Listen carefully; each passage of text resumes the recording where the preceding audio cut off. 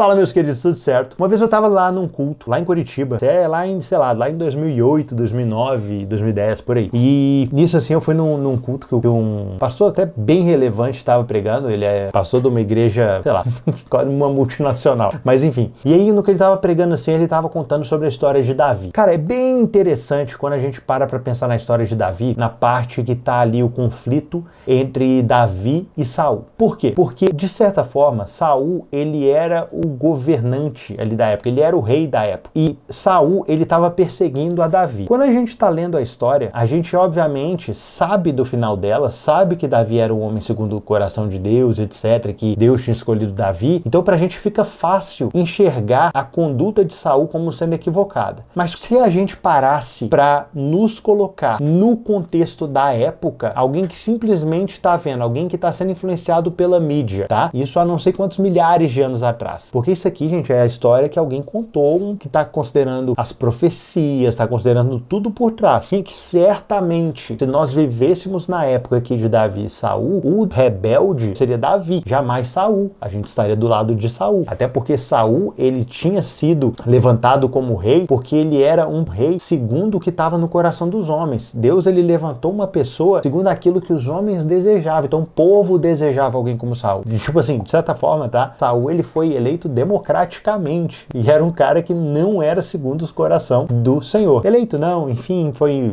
colocado lá como rei. Ok, mas o que acontece? Esse pastor, ele colocou essa pregação e ele trouxe essa visão. Isso aqui não é algo que eu pensei da minha cabeça, foi o que eu ouvi lá. E cara, eu achei genial a colocação dele. Ele tava colocando principalmente por aquele texto que eu esqueci o nome do cara, Nair, sei lá, Abigail, não sei, tá? Eu esqueci o nome dela aqui agora. Esse sujeito, eu vou ter que pegar o nome, eu não vou me perdoar, eu não vou conseguir seguir sem saber o nome do cara. É isso, Abigail, acertei. Enfim, Davi, ele tava lá sendo perseguido por Saul e ele foi na casa de Nabal e ele pediu ali alimentos, pediu mantimentos ali pra eles e pro exército, na verdade pros valentes dele ali que caminhavam com ele. Quando ele pediu, ele solicitou isso, Nabal disse que não daria. Só que a Abigail, ela agiu por trás das costas de Nabal porque ela viu assim, meu Deus, Davi vai matar Nabal, vai matar a gente aqui, porque Nabal não concedeu ali o que Davi pediu. O que a Abigail fez escondido? Ela foi lá e atendeu o pedido de Davi e levou pra ele ali mantimentos e tudo. Falou assim, cara, pelo amor de Deus, não mata o meu marido. Não mata o meu marido, mas tipo assim, tá aqui aquilo que vocês pediram. Cara, olha só, eu recomendo que vocês leiam, tá lá em 1 Samuel 25, tá? É essa história, caso você queira entender mais a fundo. Mas no final das contas, pronto, dessa forma fica mais fácil. Eu ia ler aqui, mas só que ia ficar muito longo o vídeo. Basicamente, a história era o seguinte, tem alguns cenários aqui. Davi era aquele cara que Deus tinha ungido ele assim como rei e ele iria tomar posse e tudo mais, ele era a versão escolhida assim por Deus. Nabal era um cara que simplesmente foi segundo a mídia da época. Ele simplesmente agiu quando Davi veio pedir, ele falou assim, não vou te dar e etc. E Abigail é uma mulher que, vendo a situação, ela conseguiu ver com os olhos que tinha que, de alguma forma, servir Davi e dar ali o mantimento para Davi. É muito interessante, porque quando a gente lê essa história hoje, a gente desce a linha no comportamento de Nabal. Assim, cara, esse cara é muito duro, esse cara é duro de coração. Tudo bem que a Bíblia fala isso, mas hoje, quando a gente, se a gente tivesse no mesmo contexto que eles ali, muito provavelmente a gente não teria essa percepção tão clara de que Nabal era uma pessoa tão ruim assim. Porque, cara, de certa forma, como quem manipulava a mídia estava falando que o errado era Davi, era perfeitamente plausível de que ele pudesse acreditar no que a mídia falava, na perseguição ali, no que Saul estava falando. E então, dentro desse contexto, esse pastor, ele trouxe, era a diferença que existe entre a história contada e a história vivida. Porque pela história contada, é muito fácil a gente entender ali. É porque, assim, tá contando ali um versículo, aí no versículo seguinte, Nabal morre, tipo assim, rapaz, tipo assim, pá, pum. É muito rápido que as coisas mudam. Mas, cara, na prática, quando você tá com a pele, quando tá com skin in the game, tipo, não é dessa forma. Não é assim tão rápido. As coisas não são tão perceptíveis assim como elas parecem ser numa história contada. Parece, né, nessas histórias de autobiografia, fala, e o fulano de tal foi e fez isso. Tipo assim, às vezes o cara fez isso por 8 anos. 8 anos, velho. O que você consegue fazer por 8 anos sem desistir? Entende? Tipo assim, se eu não me engano, Davi, desde a unção dele até ele tomar o reino, pegar ali o reino, acho que foram 13 anos. José, no Egito, se eu não me engano, é aproximadamente 13 anos também. Cara, não é de barbárie. barbada. Não é de barbada que as coisas acontecem. E a história, quando ela é contada, ela parece ser muito bonitinha, ela é muito, nossa, linda. Ela é muito óbvia, nossa, é claro que Deus ia abrir as portas. Nossa, que homem de pequena fé. Tipo assim, a mesma coisa quando a gente lê a história de Pedro. Meu, Pedro caminhou sobre as águas, cara. Aí a gente só fala assim, nossa, ele não teve fé, né?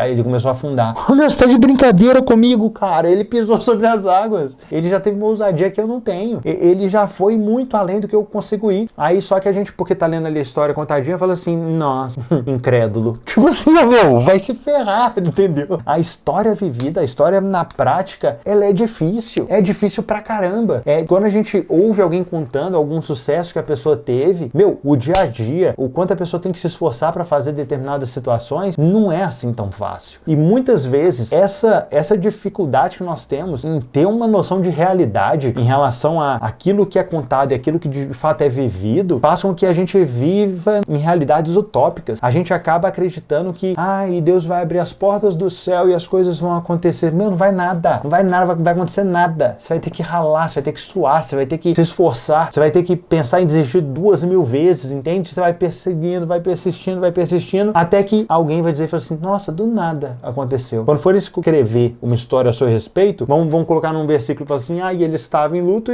e agora teve vitória. Mas, meu, você na prática, eu na prática, meu, é dia a dia. É vivendo coisas que a gente não tá nem um pouquinho afim, é fazendo coisa, martelando pedra, sabe? Tipo, é difícil. A vida real, ela é difícil. A vida real, ela é desafiadora. O objetivo aqui em eu trazer isso é pra gente ver essas realidades. Primeiro, meu, a gente tem que honrar bastante Abigail. Não à toa que Davi depois pegou a Abigail pra ser a esposa dele depois que Nabal morreu. Porque, cara, uma mulher que tem uma percepção dessa durante o período, uma mulher que tem esse tipo de visão, ela tem que ser louvada. Ela tem que ser elogiada mediante essa capacidade de discernimento no meio do caos. Entende? E, meu, eu acho que é isso. Eu acho que mais a palavra é tipo assim, cara, que sejamos como Abigail, que consegue ter uma visão clara daquilo que de fato é real, daquilo que de fato tem valor, independente da situação. Que a gente não fique se apegando à historinha contada pensando que é as mil maravilhas e nem que a gente também fique apegado àquela história vivida de que, tipo, só vale o que eu vivo, tipo, eu só tenho que sofrer e etc. Então a gente tem que saber